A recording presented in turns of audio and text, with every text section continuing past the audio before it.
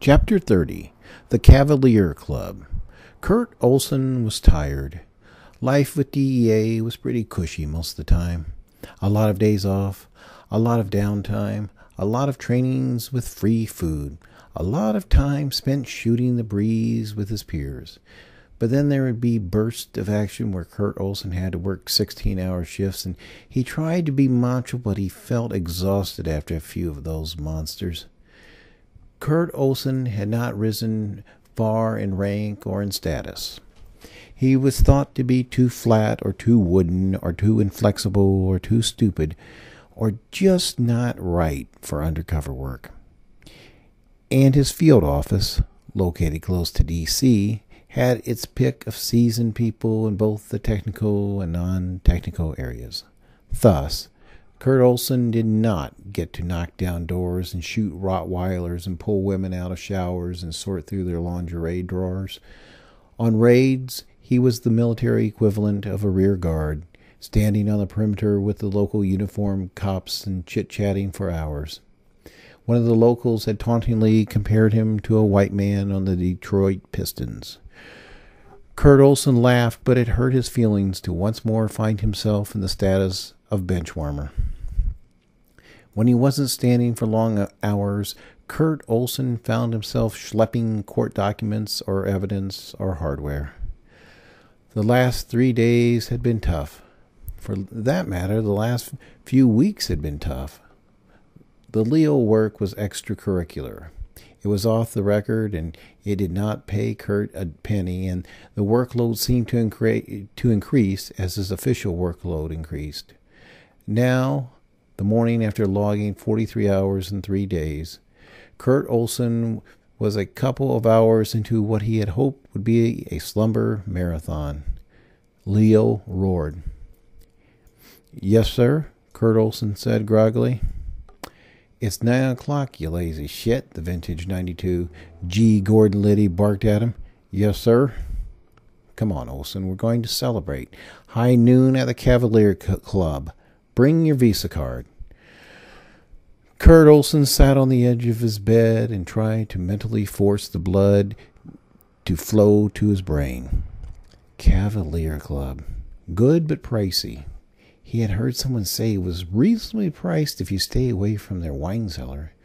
But even at allegedly reasonable prices, lunch at the Cavalier Club would send Olson's Visa over the credit limit, and he would be assessed a $59 overdraft fee. It was a bad day to run out of coffee. At the conclusion of a cold, damp Virginia spring morning, Kurt Olson backed his Nugo into a perimeter spot on the Cavalier Club parking lot. He scanned the lot in search of Leo Kelly. Nada. He gazed at his own cartoon face in the rear-view mirror and noticed that his hair was sticking up on the right side of his head. He removed his tiny black comb from his left rear pocket and tried to smooth it down. When the wayward tufts refused to budge, Kurt surveyed the interior of the Nugo for a makeshift tussock tamer. Settling on a can of WD-40, he lifted it to his scalp and squirted just as he was shaken by a series of knocks on the driver window, just inches away. It was Leo Kelly. Did he pop out of a manhole in the parking lot? Now he was racing to the other side of the Nugo and was shaking the passenger side handle. Kurt Olson popped the lock, and Leo slid into the bucket seat and closed the door behind him. WD-40. You used WD-40 on your hair, Olson? No, sir, not ordinarily. Is that what men use in Nelson County? Not ordinarily, sir. No one's going to think you're a fag if you use a little dab of Brill cream. I have used Brill cream, sir. And Leo changed the subject immediately. He effused with tales of mission successes. He covered a lot of details in the car because he didn't want anyone to overhear them in the restaurant. A defense lawyer in Oregon was caught with kiddie porn on his hard drive. A movie producer in California was caught with kiddie porn on his hard drive. a political consultant in Texas, a reporter in New Jersey, a webmeister in Ohio. They all had kiddie porn on their hard drives, courtesy the Wiz and the Dragon Master. They were not all critics of DEA, but most of them were critics of law enforcement, and every last one of them was an enemy of America. 57 of 59 targets. That's the best record to date, and this is the crew's maiden voyage. You are salvageable, Olson. You are salvageable. And Leo Kelly informed his guest that he would be ordering a fine bottle of wine, and he expected Kurt Olson to drive him home in Leo's car. Kurt Olson objected that he would not be able to pay for a cab ride, and his gracious host Vimley pointed out that his house was only a half-mile from a Maryland rail depot, and the Cavalier Club was only a mile from a Virginia rail depot. Just take the Maryland into the city and jump onto the Virginia outbound. You'll be back in a jiffy. And Kurt Olson pondered his situation as Leo Kelly studied the wine list. It wasn't 1 mile from here to the depot. It was at least 2 miles, maybe more.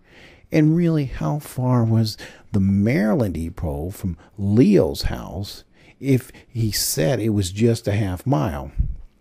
And the shoes Kurt wore today hurt his feet if he walked too much. And wasn't it supposed to rain today? Leo decided on a bottle that cost Kurt Olson roughly 1/2 week of pay. Kurt panicked, but then tried calming himself. Maybe Leo was teasing him, and it was time to pay the bill. He would announce, "This one's on me," and order Kurt to take his visa back into his wallet. Maybe. But something clued Kurt Olson that he would not be redeemed. Leo had let it slip that the results were in last week on the kiddie porn ring. Kurt Olson had been too busy to look at the news, and besides, the news people would not have known the success rate of his crew. But Leo Kelly did know, and he let his protege twist in the wind. How nice it would have been during those suicide shifts if he had been able to sleep peacefully for 2 or 3 hours a night. Instead, he flopped and twisted and worried about his crew and worried that Leo might send him to jail. Not the kind of guy who treats his subordinate for a job well done. Kurt was surprised that the wine hit Leo so hard and so fast. It would be keeping with Leo's character that he could handle his drink. Not even close. He was slurring his words on his second glass, and he got louder as the bottle got lighter. The ever-vigilant leader was now as loose as a high school freshman guzzling his first six-pack. They were isolated at a corner table. It was a slow lunch, and no other patrons sat close enough to hear Leo's chatter. Kurt Olson reasoned that the high ceilings and the cluttered heraldry did not facilitate great acoustics, but he nervously scanned his surroundings to assure that no one was eavesdropping. Leo was reviewing the origins of special projects, the covert agency that tabulated the enemy's list and paid Leo a covert salary and threatened Kurt with prosecution if he did not perform. Special projects was formed to combat the enemies of federal law enforcement, especially DEA. Prohibition critics, constitutionalists, ACLU types, militia types, the smartasses who figured they were immune from arrest and prosecution just because they hadn't broken any laws. We are in trouble. The very existence of our agency is in peril. Do you know why? Before Kurt Olson could answer, Leo vitalized the dead air. One word: proliferation. I can remember when there was no fucking internet. And I can remember when there were 3 TV networks and 2 wire services. We controlled the fucking news. They kissed our shitty asses and thanked us for not wiping. Leo Kelly took a breath as the bearded waiter delivered the round-head rolls. Kurt Olson studied the swarthy, foreign-born waiter from who knows where in his frilly, froppy costume. At least they get to wear swords, he reflected. The waiters looked like they could scrap if they had to. They would probably walk off the job if they didn't get to wear their swords. As soon as the waiter left, Leo continued. Cable and satellite kept us on our toes, but we always plugged the dike. We had files on every newsman, and we had files on their families. Just a friendly reminder to the editor that his son had fallen in with the wrong crowd, and we were concerned for his welfare. That's all it took. Say no more. Of course, the courtesy call came the day after they had run an article we didn't like. Timing is everything. They paused to order, and then Leo continued, his spooky blue eyes acting as headlights into the deer that was Kurt Olson. That was the way it was. Those pretty boys who read the news, they're high-priced whores. Some say they're prettier than women. I wouldn't go that far, but they do spend more time on their hair. Leo guffawed. You ever had a high-priced call girl, Olson? Not a streetwalker, a top-of-the-line call girl. A supermodel with curves. Don't bother answering the question. I can tell by the way you squirm what your answer is. You never had a quality piece of ass in your entire life. Well, let me tell you something. Olson. It's nice. It's real nice. Better than a fucking prom.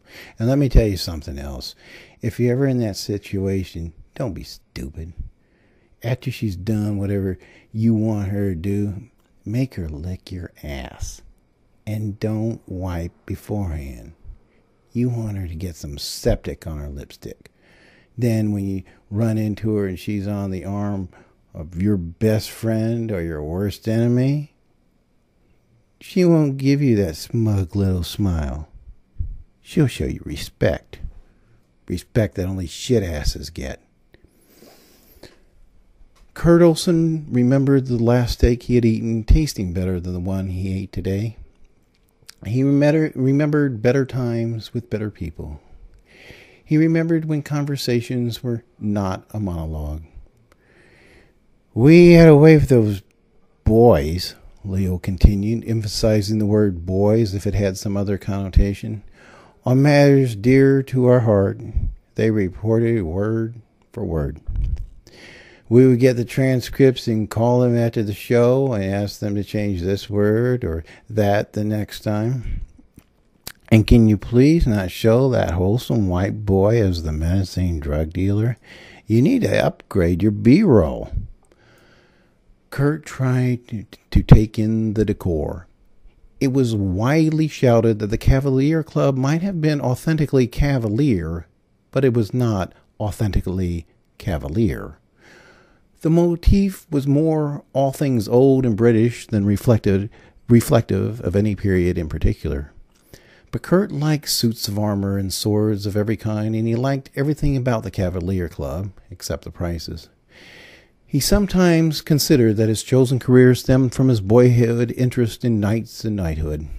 He so wanted to walk around the room and study the swords mounted on the wall and discuss them with the resident curator.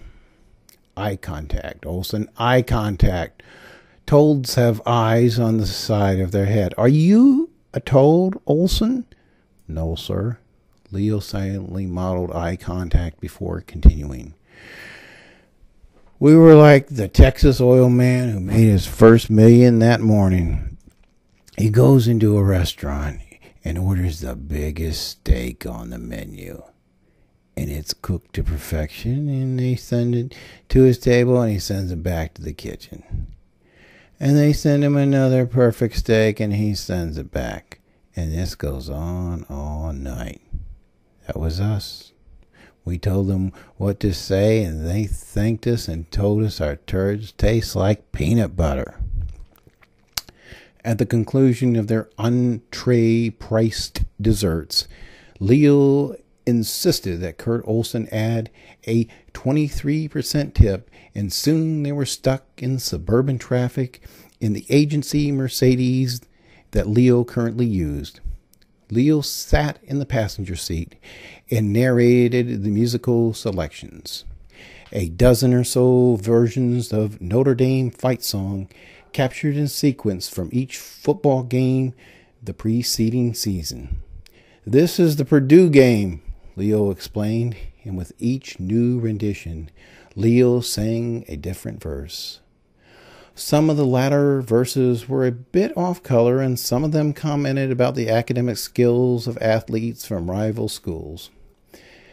The live dozen were followed by a bluegrass version of the same song, and finally a string quartet version. The congestion allowed them to listen to most of the CD a second time before Leo scanned the radio for a long overdue traffic report. 2 hours later, Kurt Olson pulled the Mercedes into Leo Kelly's driveway. He was shocked that his passenger asked him inside. Leo would give him the grand tour, starting with the doorbell that chimed the first 7 notes of Notre Dame fight song. Kurt Olson found the interior to be nothing less than astounding. Leo had explained that he and his wife had hired an interior decorator to display Notre Dame in a dignified manner. Each room was different, but every carpet, every wall, every ceiling, every slipcover, every hand towel, every bedspread, every tablecloth, every doormat, and almost every picture on the wall incorporated something Notre Dame.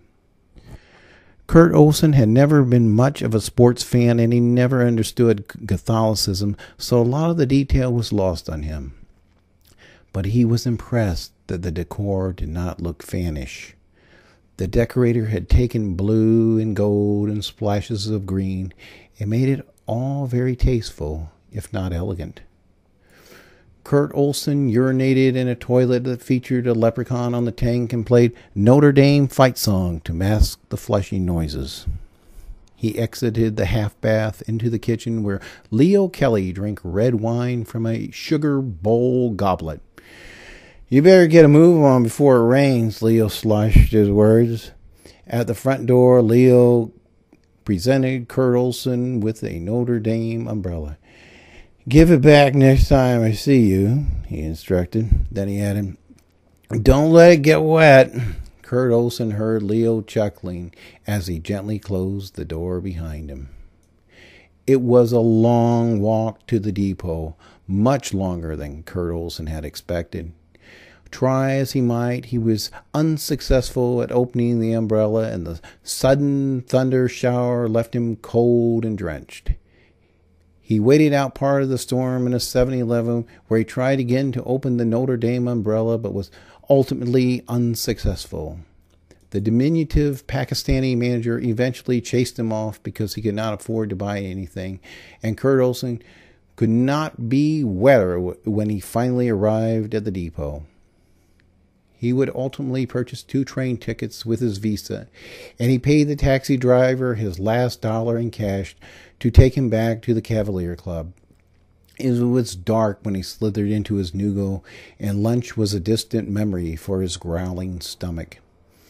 He wanted to stop at the grocery store and buy some hot tamales, but he knew that he would have to content himself with water from the tap and peanut butter from the jar. But today, Leo Kelly was happy. That's all that mattered.